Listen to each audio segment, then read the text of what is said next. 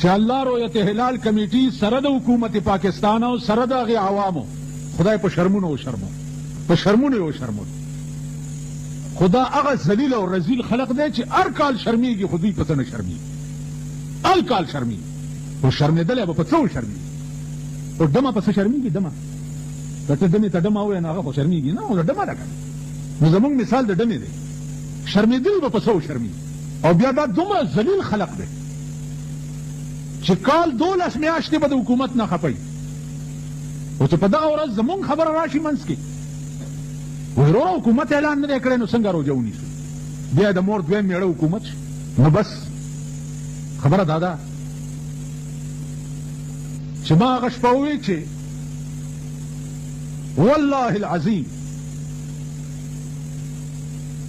چې 7 ځایه مې حلال کې، 7 ځایه، او ما ته یو شی حق ښکاره شي یو اډزوالي به مې که دنیا ورانېږي او که ودانېږي.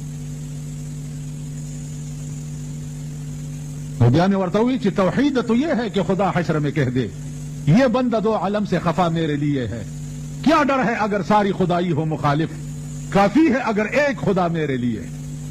یو خدای چې زما مرګري او ټوله خدایي مې برخلافي ما ته هېڅ پروا نشته.